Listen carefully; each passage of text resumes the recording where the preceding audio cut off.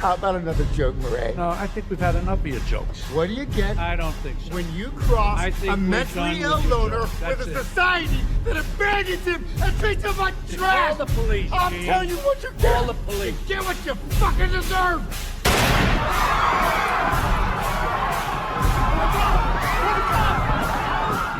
Arthur Fleck had killed 7 people.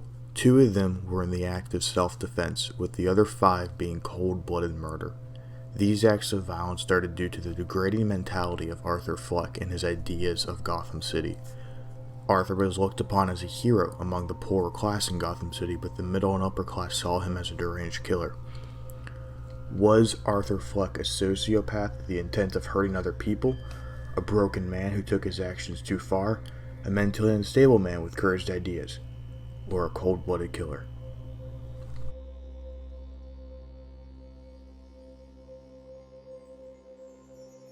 Joker, directed by Todd Phillips, stars Joaquin Phoenix as Arthur Fleck, a man with mental illnesses that lead him to becoming more deranged.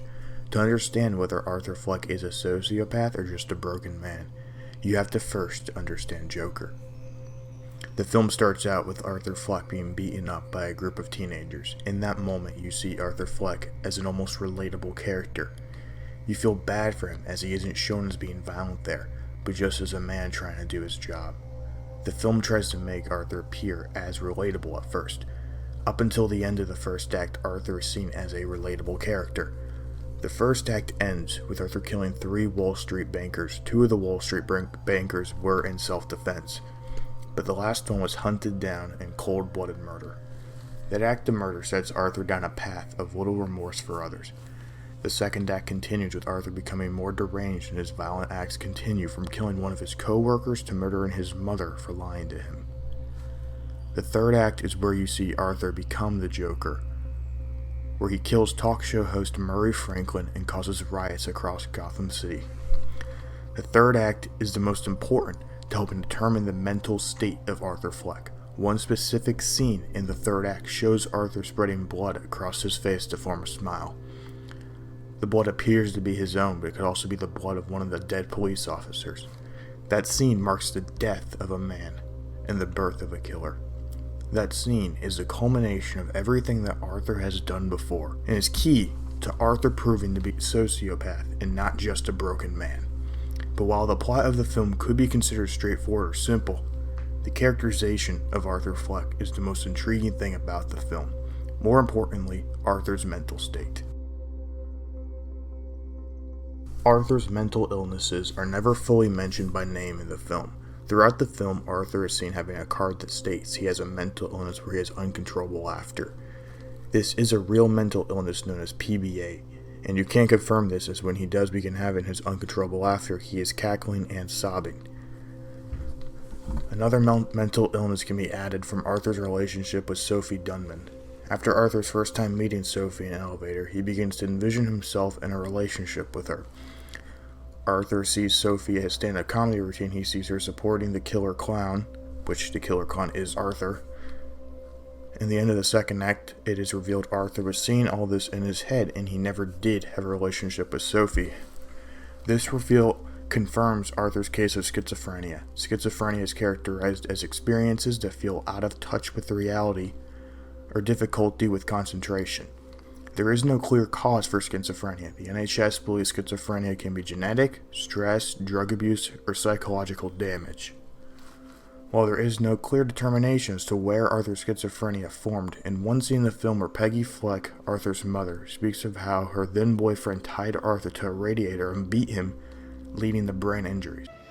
You also stood by when one of your boyfriends repeatedly abused your adopted son and battered you.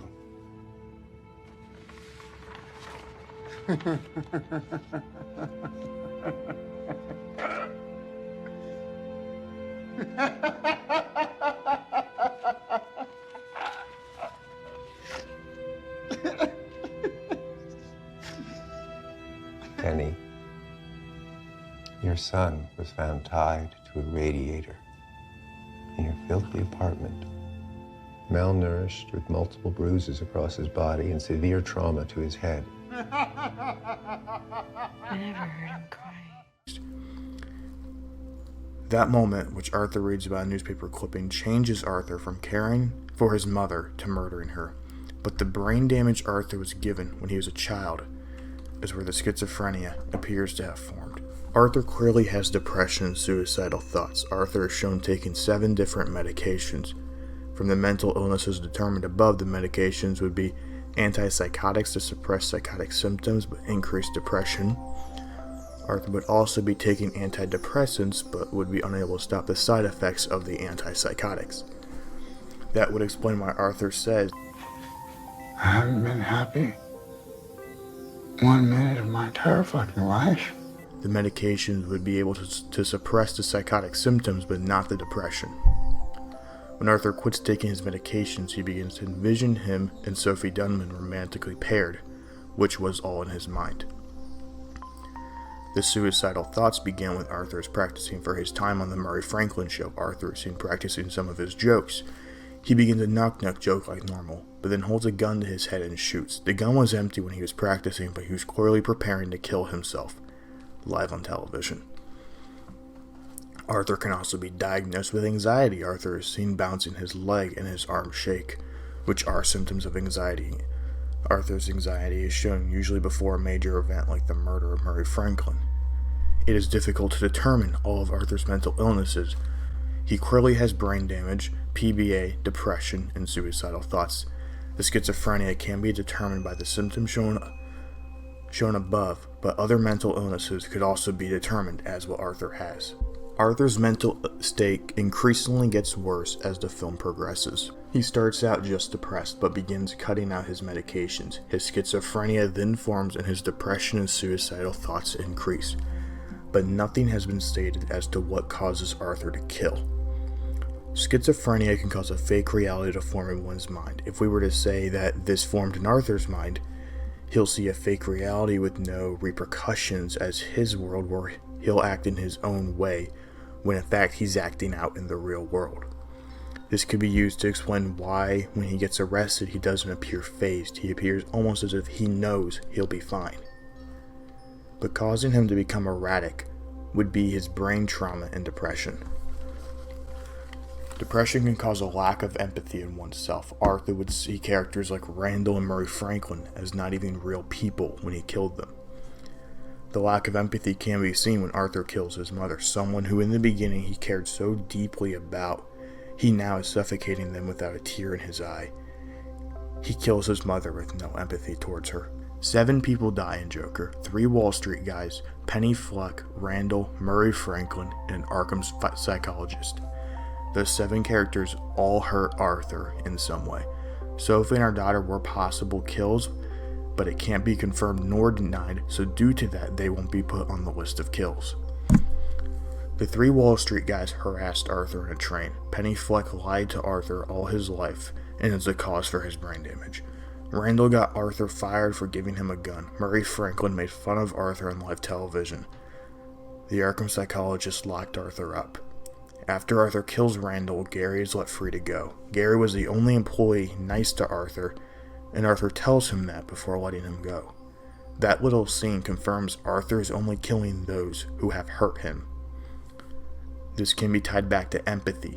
Arthur shows empathy for those nice to him. He lets Gary go and gives him a kiss on the head. But if someone who is rude to Arthur, Arthur will act out irrationally.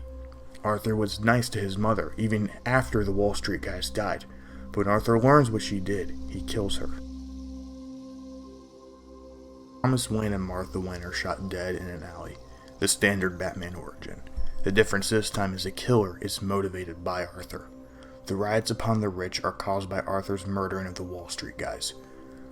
Law enforcement isn't powerful enough to put an end to the riots and Gotham City becomes darker. Arthur is seen as a hero and people begin to notice who he is. That's what Arthur always wanted, is to be noticed. Arthur tells Murray before all that he was a normal guy on the street. People will step over.